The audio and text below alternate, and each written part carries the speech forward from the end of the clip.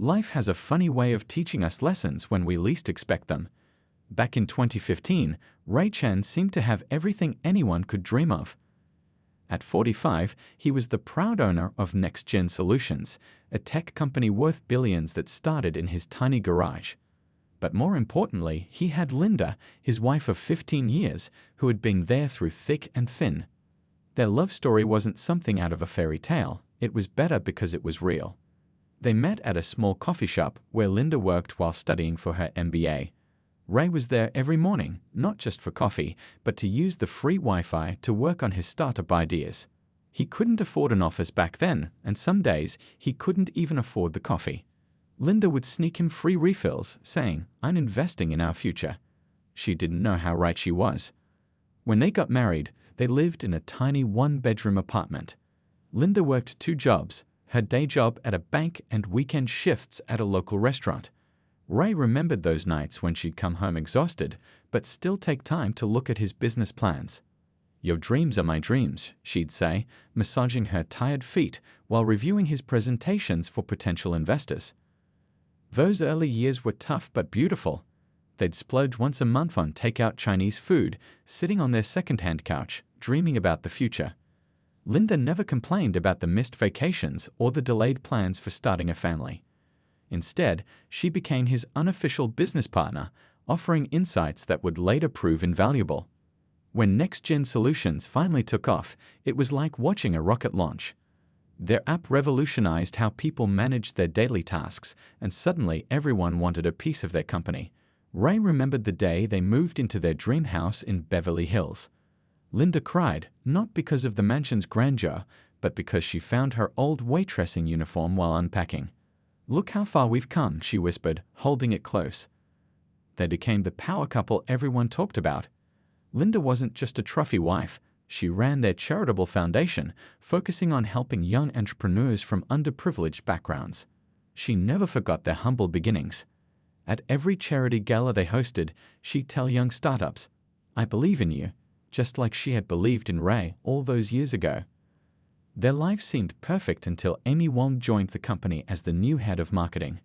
At 26, she was brilliant, ambitious, and brought fresh energy to the team.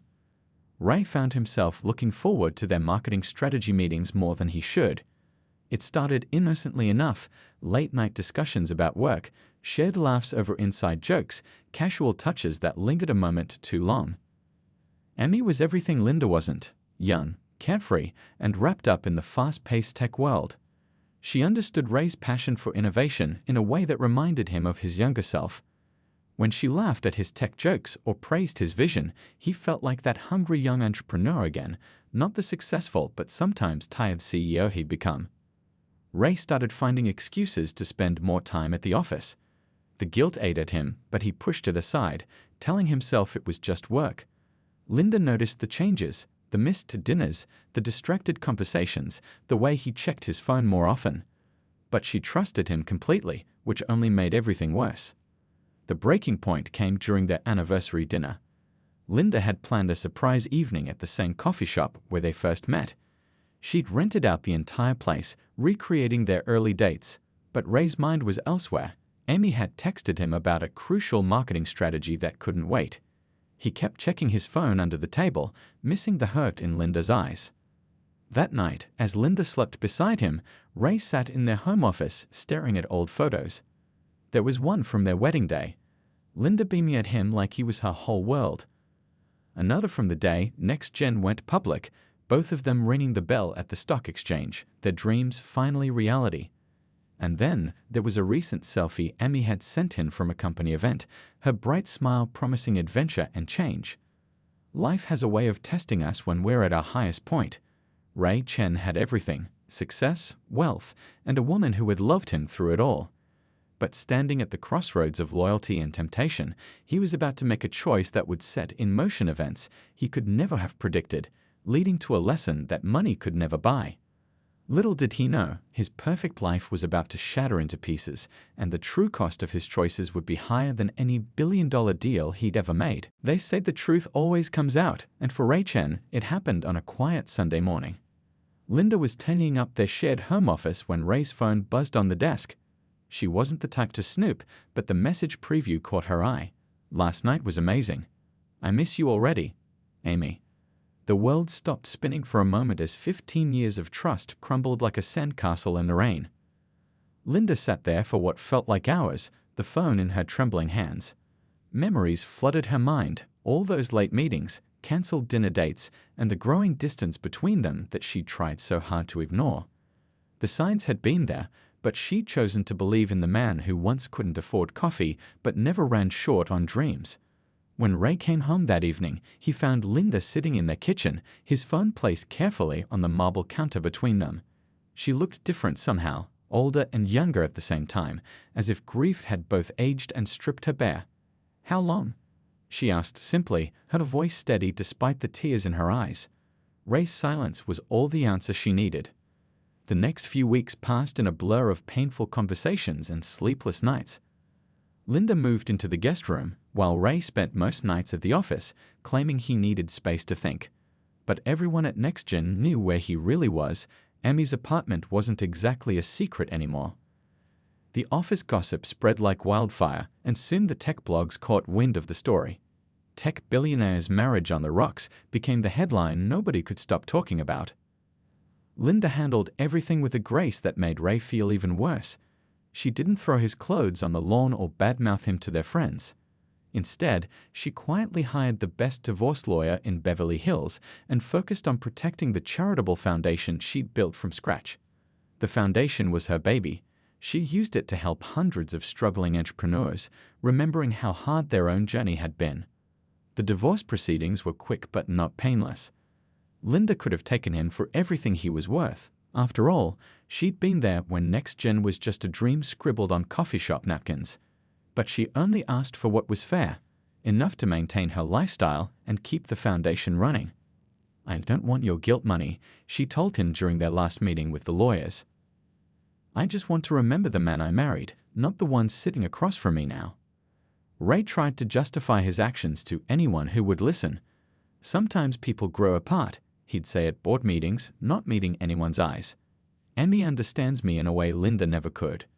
But deep down, he knew he was lying to himself. Amy understood the billionaire CEO, but Linda had understood Ray when he was nothing but a dreamer with empty pockets and a heart full of ambition. The tech world was surprisingly unforgiving of Ray's choices. Several female board members resigned, citing concerns about company culture. A few major clients quietly took their business elsewhere. The stock price took a hit, and shareholders started asking uncomfortable questions about leadership and values. Amy, meanwhile, was living her best life.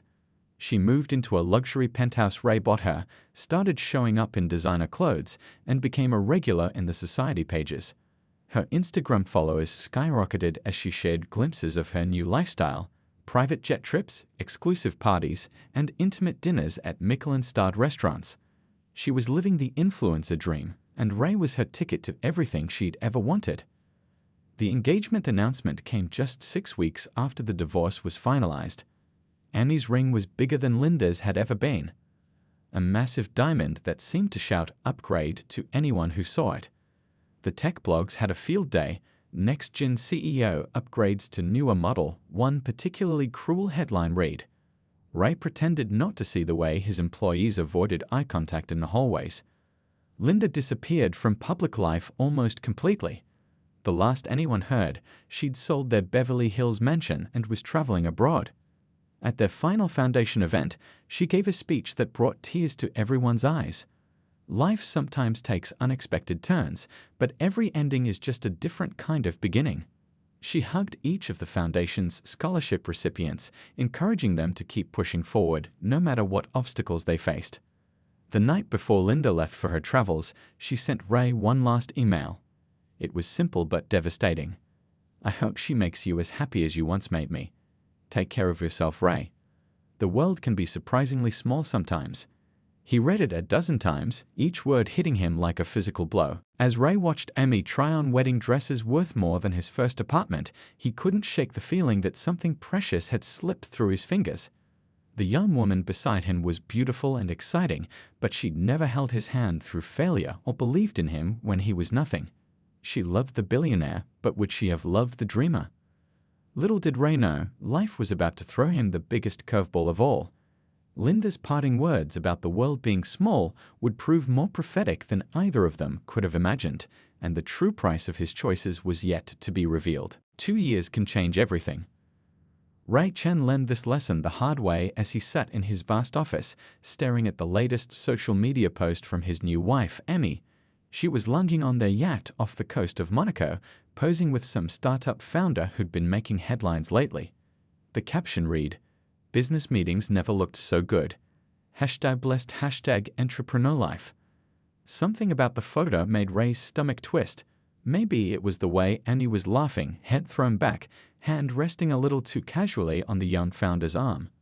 It reminded him of how she used to laugh with him, back when he was her exciting new adventure. Now, 2 years into their marriage, that laugh was rarely directed at him anymore. The changes had been subtle at first. Emmy's transformation from ambitious marketing executive to social media influencer happened so gradually that Ray barely noticed. Gone were their late-night discussions about business strategy and market expansion. Instead, their conversations revolved around which events to attend, what to wear, and how many likes her latest post received. Their massive penthouse had become a content creation studio. Every corner was staged for perfect Instagram shots, and dinner was never eaten until Emmy had photographed it from at least 3 angles. Ray sometimes found himself missing the simple Chinese takeout meals he used to share with Linda on their old second-hand couch. Next Gen Solutions was still successful, but something felt different. The passion that once drove Ray to work 16-hour days had dimmed. He'd catch himself staring at the family photos of his employees, displayed proudly on their desks, and feel an emptiness he couldn't quite name. His own office walls were now decorated with magazine covers featuring him and Amy, tech's power couple they called them, but the titles felt hollow. The young startup founders who once sought his mentorship now seemed to prefer meetings when Annie was around. She had a way of making everything feel like a party, but Ray couldn't shake the feeling that some of these business meetings weren't really about business at all. The young Monaco founder, in particular, had been showing up everywhere lately. One morning, Ray overheard 2 employees talking in the break room. They quickly went quiet when they saw him, but not before he caught fragments of their conversation. "Did you see those photos from the charity gala? Linda's back in town. Kids with her, looking amazing." He nearly dropped his coffee cup. Later that day, he found himself Googling Linda's name for the first time in 2 years. There wasn't much. Linda had always been private, but he found a recent photo from a local education fundraiser. She looked different, somehow both softer and stronger than he remembered. Her smile was genuine, reaching her eyes in a way Amy's camera-ready grins never did. But it was the background of the photo that caught his attention. There was a group of children playing in the garden behind her. The image was blurry, but something about them nagged at his memory. He couldn't make out their faces clearly, but their mannerisms, the way they moved, it reminded him of someone. Of himself, maybe. That night, at another glamorous party in their penthouse, Ray watched Amy charming the room. She was in her element, flitting from group to group, taking selfies with tech investors and fashion designers alike. The young Monaco founder was there too, always somehow ending up in the same conversation circle as Amy, their heads bent close together as they shared private jokes. Ray found himself on the balcony, away from the noise and the constant camera flashes. The city lights spread out below him like stars, and for the first time in 2 years, he let himself really think about Linda. Not the Linda from the end, with hurt and disappointment in her eyes, but the Linda who had believed in him when no one else did. He remembered something she'd said during their last foundation event. "Every choice we make sends ripples into the future. Sometimes those ripples come back as waves." At the time, he dismissed it as post-divorce philosophy. Now, watching his new wife laugh too loudly at another man's jokes, he wondered if those waves were finally reaching his shore. A notification popped up on his phone. Another photo of Amy and the founder had gone viral. The comments were getting harder to ignore. "Such amazing chemistry. Power couple in the making. Better watch out, Mr. Chen." Each word felt like a small cut, death by 1,000 paper cuts of his own making. That night, after the party, Ray couldn't sleep. He found himself in his home office, looking at old photos on his laptop. He clicked through pictures of charity events from years ago, searching for Linda's face in the crowds. Instead, he found something that made his heart stop. A glimpse of those children again, clearer this time. 4 of them, all identical, all around 7 years old. All with the familiar cleft chin and green eyes that he saw in the mirror every morning. The timing, could it be? Linda had disappeared so completely after the divorce, resurfacing only recently. These children looked about 7 years old. His mind raced back to their last month together, before everything fell apart. She'd been unusually tired, emotional. He'd been too wrapped up in Amy to notice, but now... A text from Amy interrupted his thoughts. Staying at the hotel tonight. Too tired to drive home after the after-party. Don't wait up. The Monaco founder had posted a story from the same hotel's bar just minutes earlier. Ray barely felt the sting. His mind was too busy piecing together a puzzle he never knew existed. Tomorrow, he decided, he would drive by that private school where the fundraiser had been held. He needed to know. The waves of his past choices were about to crash onto his shore, and nothing would ever be the same again. The morning after the party, Ray sat in his car outside Brightwood Academy, one of the most prestigious private schools in the city. He barely slept, his mind racing with possibilities. Amy hadn't come home yet, but for once he didn't care. His world was about to shift on its axis, and he could feel it in his bones. The school bell rang at exactly 3:15 p.m. Ray's hands gripped the steering wheel tighter as students began pouring out of the building. Parents arrived in luxury cars, nannies waited with handwritten signs, and security guards directed traffic with practiced efficiency. Then he saw them, and his heart nearly stopped. 4 boys walked out together, matching backpacks bouncing in perfect sync. They looked about 7 years old, and they were identical, down to the last freckle. But it was their faces that made Ray's world spin. He saw his own cleft chin repeated 4 times, his distinctive green eyes sparkling as they laughed at some shared joke. Even their mannerisms were his. The way they ran their hands through their hair when thinking, the slight tilt of their heads when listening. Behind them walked Linda, looking more beautiful than he remembered. She wore simple jeans and a sweater, her hair shorter now, but she carried herself with the same quiet confidence he'd fallen in love with years ago. She smiled at something one of the boys said, and Ray's chest ached at the familiar way her eyes crinkled at the corners. Through the car window, he could hear snippets of their conversation. "Mom, can we get ice cream?" one boy asked. Tommy from class said the new flavor is awesome. Another chimed in, "Please, Mom." We all finished our math homework early. The way they spoke, finishing each other's sentences, was like watching a perfectly choreographed dance. Ray couldn't tear his eyes away. One boy was clearly the leader, probably the firstborn. Another seemed more thoughtful, hanging slightly back with a book clutched to his chest. The third had Linda's gentle smile, while the fourth bounced around with endless energy. They were perfect, a blend of him and Linda in ways he never could have imagined. As they walked to Linda's car, Ray noticed more details. The boys wore matching blue blazers with the school crest, but each had personalized their uniform slightly. One had a science club pin, another wore colorful shoelaces, the third had an art society badge, and the fourth had rolled up his sleeves in a way that reminded Ray so much of himself at that age. Without thinking, Ray stepped out of his car. The movement caught Linda's eye, and she froze. The boys, noticing their mother's reaction, turned to look. 5 pairs of eyes, 1 brown, 4 green, stared at him with varying degrees of recognition. The silence stretched between them like a living thing. "That's him, isn't it?" the thoughtful one whispered, just loud enough for Ray to hear. From the magazine covers in the library. The leader stepped slightly in front of his brothers, protective even at 7 years old. The one with Linda's smile looked curious but shy, while the energetic one bounced on his toes, studying Ray with unabashed interest. Linda recovered first. "Boys," she said calmly, though Ray could hear the slight tremor in her voice, "why don't you wait in the car?" "I need to talk to someone for a minute."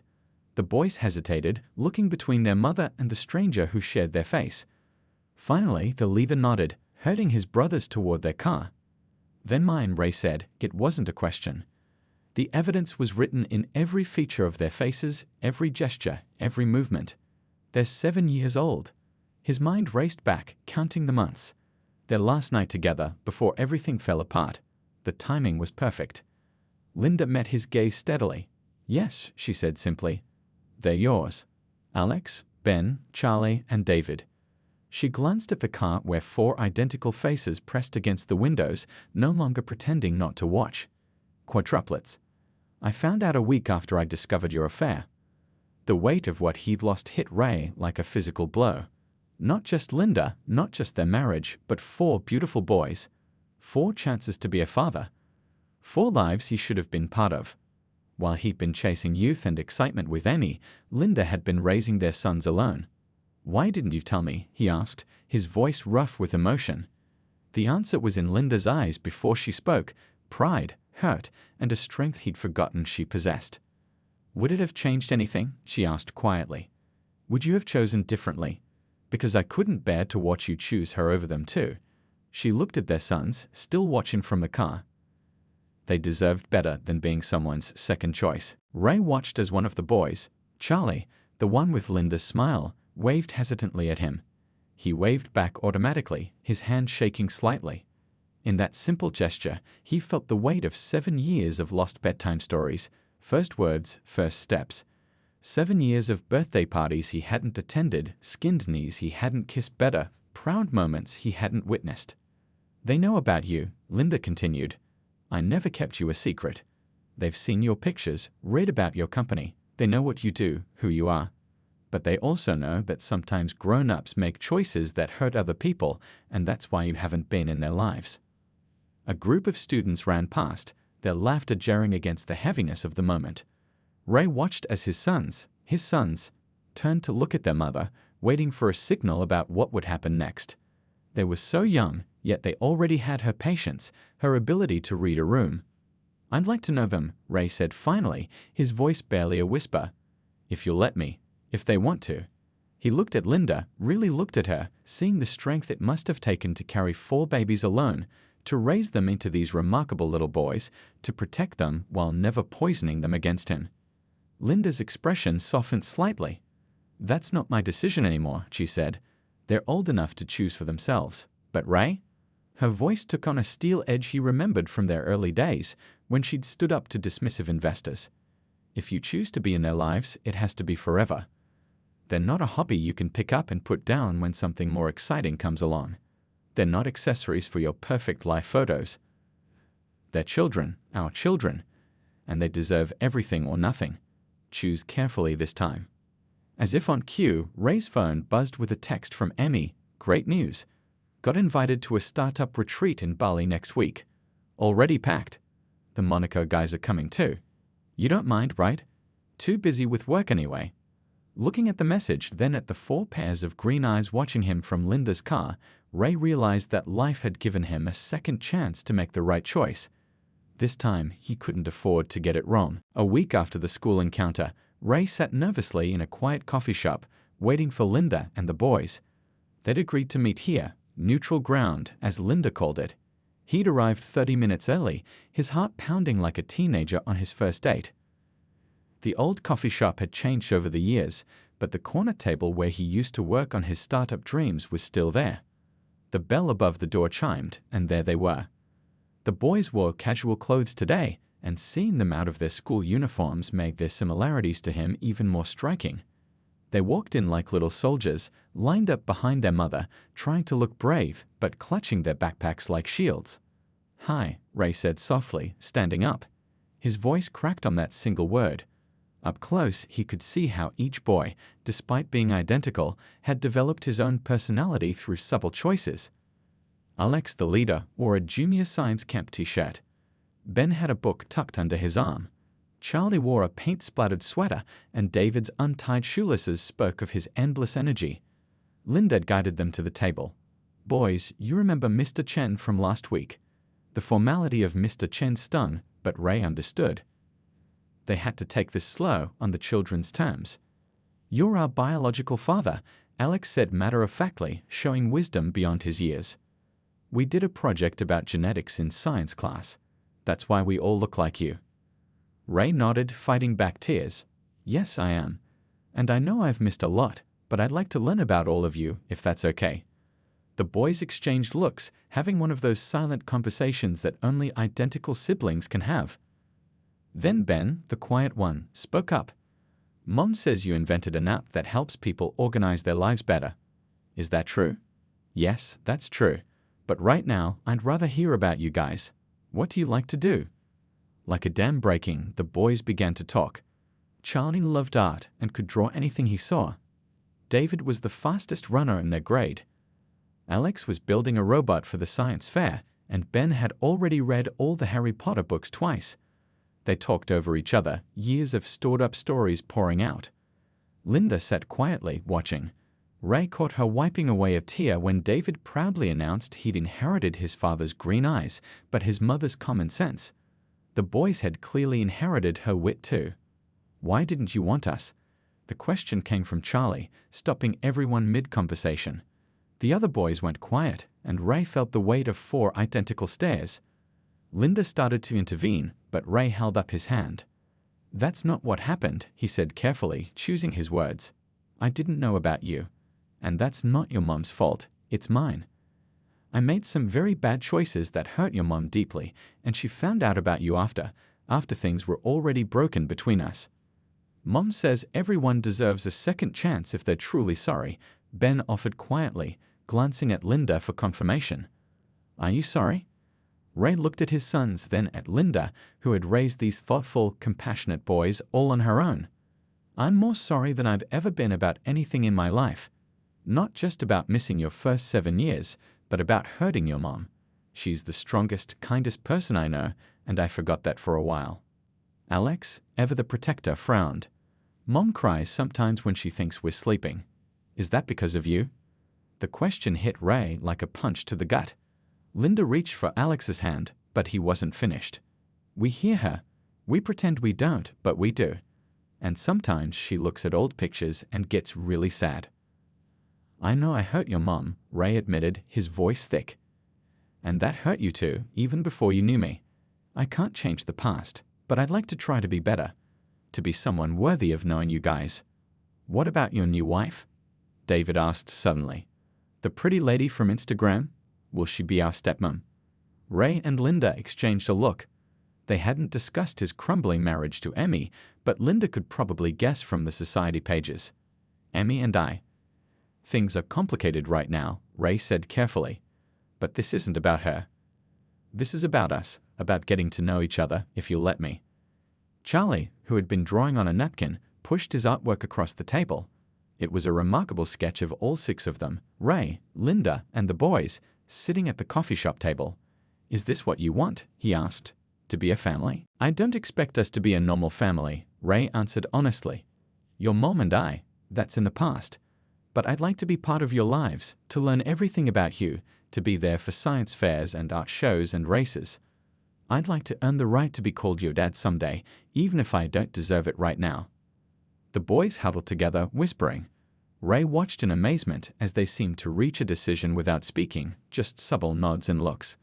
Finally, they turned back to him.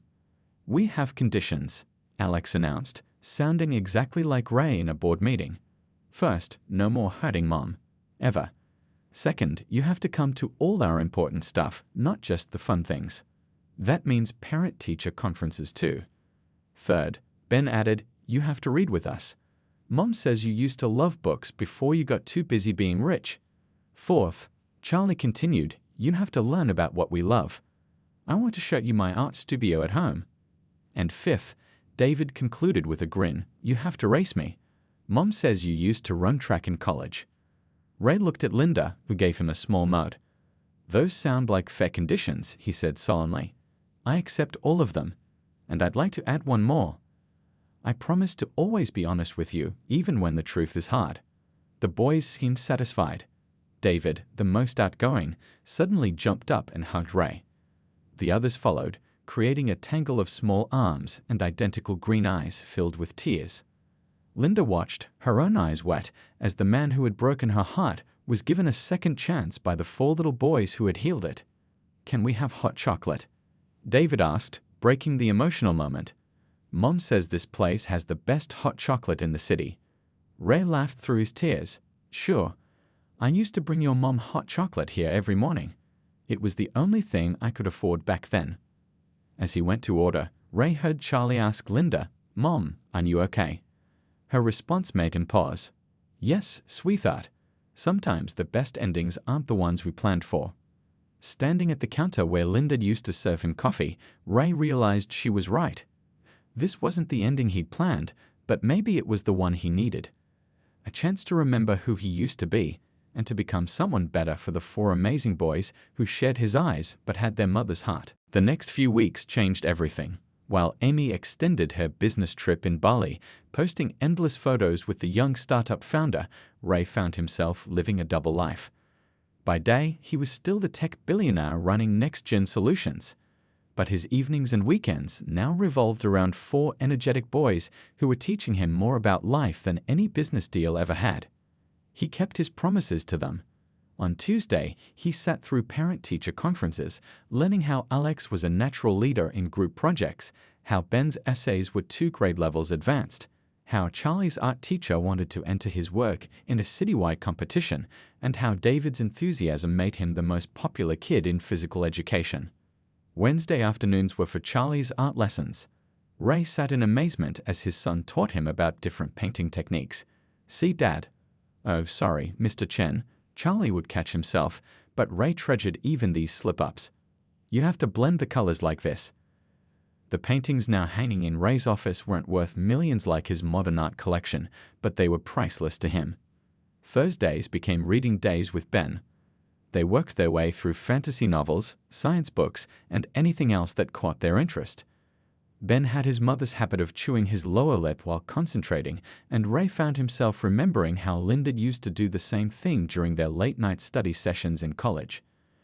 Friday afternoons were for Alex's robotics club. Ray's engineers were amazed when he brought Alex to the company lab, watching as the 7-year-old confidently explained his science fair project. "He's definitely your son," his head engineer said, grinning as Alex debugged a coding error that had stumped college interns. And every Saturday morning, rain or shine, Ray raced David around the local park. The boy was lightning fast, and Ray quickly realized he needed to start working out again to keep up. "You're getting slower, old man," David would tease, showing Linda's playful side that Ray had almost forgotten existed. The boys began leaving things at his house: school books, sports gear, art supplies. His sterile penthouse slowly transformed. The minimalist coffee table became cluttered with half-finished robot parts and drawing papers. The designer couch was now home to a growing collection of books. The kitchen, once used only for photo shoots, now stocked 4 different types of cereal because each boy had his favorite. Amy finally returned from Bali tanned and distracted.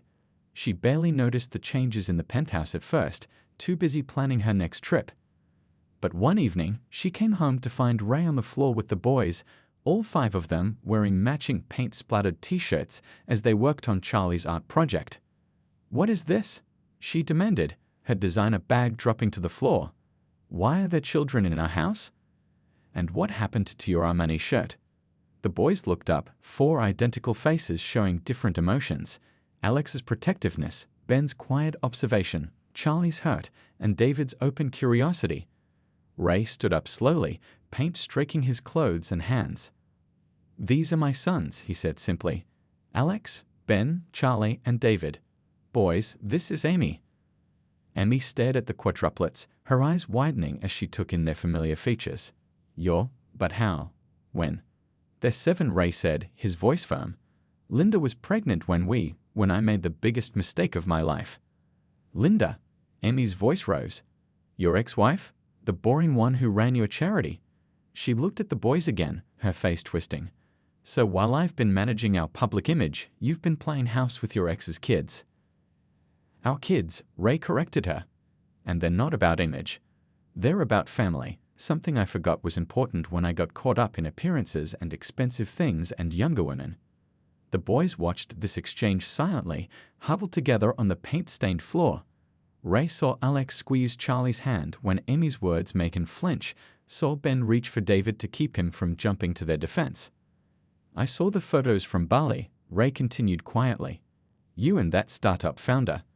I knew for months, but I didn't care enough to confront you about it. Know why? because I did the same thing to Linda, and now I understand how karma works. Amy's face flushed. That's different. He understands me. He's exciting. His younger? Ray finished for her. Yeah, I used that line too. But here's what I've learned from these 4 amazing boys. Real love isn't about excitement or youth or perfect Instagram posts. It's about choosing someone every day, through good times and bad. It's about building something meaningful together. So what are you saying? Amy demanded, but her voice wavered. She already knew. I'm saying it's over. I've already talked to my lawyers. You can keep the penthouse, the cars, the jewelry. I'm moving to a house near the boys' school. Ray looked at his sons, who were watching with wide eyes. I've missed too much already. I won't miss any more. Amy looked around the penthouse, at the expensive furniture now covered in art supplies, at the pristine walls now decorated with children's drawings, at the man she'd married for his money and status, who was now choosing finger paintings over photo shoots. You'll regret this, she said, but her words lacked conviction. We were perfect together. Everyone said so. No, Ray replied gently.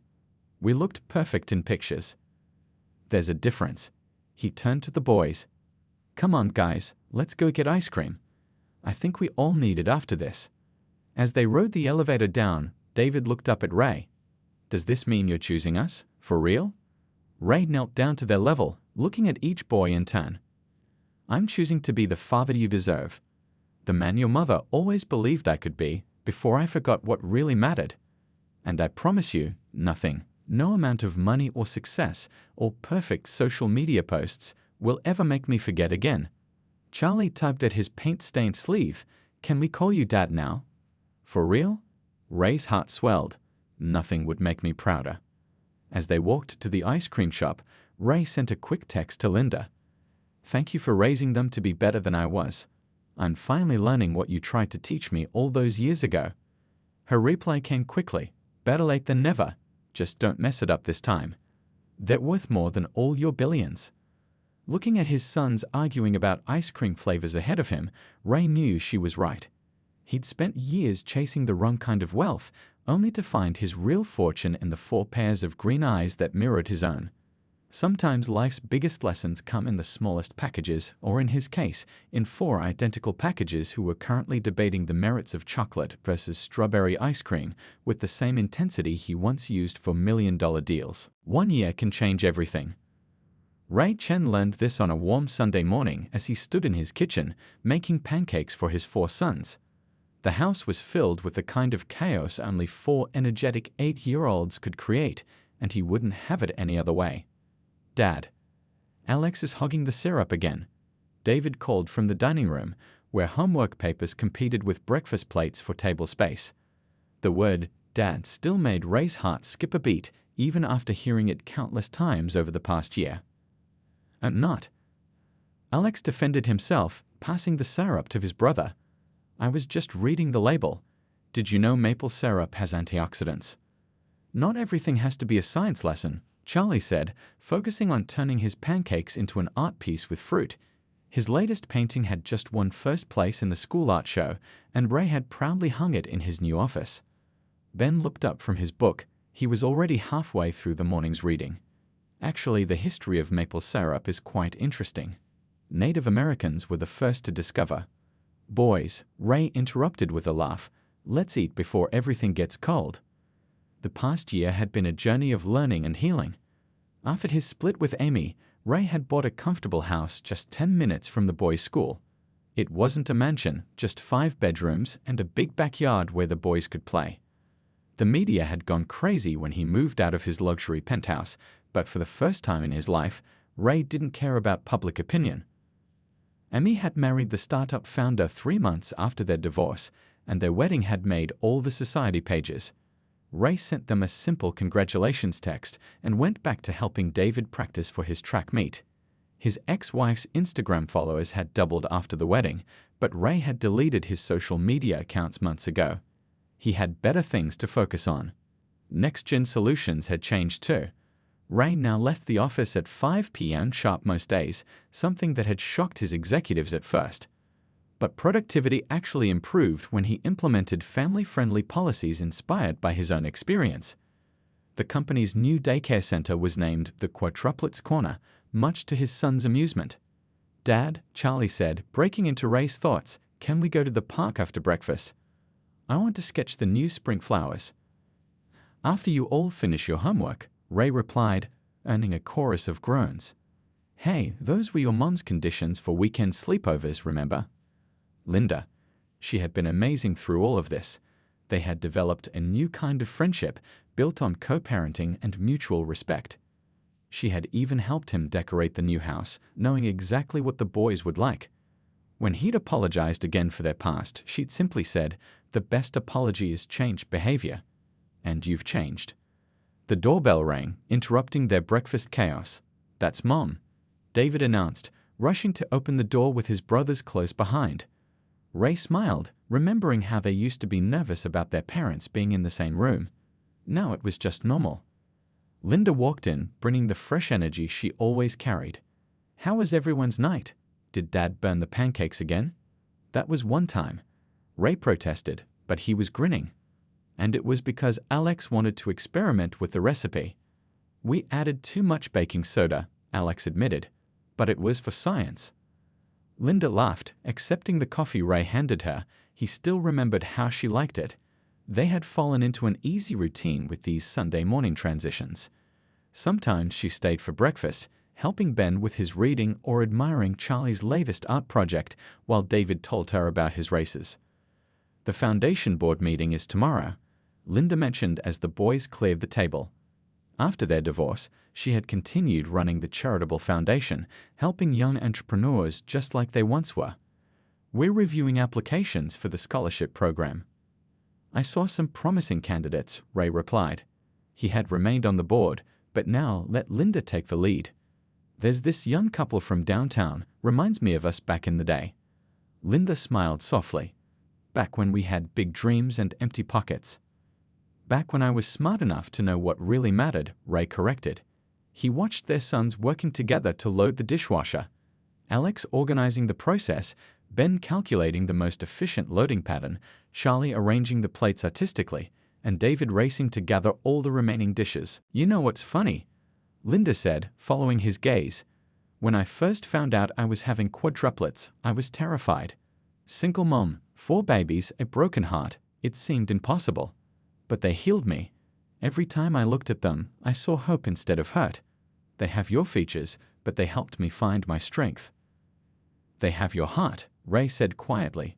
"All 4 of them. That's what makes them amazing." The boys rushed back in, backpacks ready for their day with Mom. "Dad, don't forget you promised to help with my robot this week," Alex reminded him. "And we have to practice for the track meet," David added. "My art show is Thursday," Charlie chimed in. "I found another book series we should start," Ben said, already pulling it from his bag. Ray looked at his full calendar, not with business meetings anymore, but with science fairs and art shows, track meets and reading sessions. His phone buzzed with a news alert about Emmy's latest social media venture, but he barely noticed. "I'll be there for everything," he promised his sons. Every single thing. As Linda led the boys out to her car, Ray caught her arm gently. "Thank you," he said, "for giving me a second chance to be their father. For raising them to be such incredible kids. For everything." Linda smiled. "You know what I've learned? Sometimes the worst choices lead us to the best outcomes. I wouldn't change a thing, not the hurt, not the tears, not the years alone. Because it all led to them." She nodded toward their sons, who were arguing about who got to sit where in the car. "And they were worth every moment." Ray watched them drive away, their morning routine complete. His huge penthouse had never felt like home, but this house, with its homework-covered tables and crayon marks on the walls, was everything. His billions had bought him luxury, but his sons had given him something money couldn't buy, the chance to become the man he should have been all along. He picked up Charlie's latest drawing from the fridge. It showed all 6 of them together, not as a traditional family, but as something uniquely their own. Below it, in 8-year-old handwriting, was written, "Sometimes the best families are the ones we build ourselves." Ray smiled, touching the drawing gently. All those years chasing success, and his greatest achievement turned out to be 4 identical pairs of green eyes and the chance to hear the word "Dad" 4 times more than he deserved. Sometimes life's richest moments come after our biggest mistakes, and the best kind of wealth isn't counted in dollars, but in small hands held and promises kept.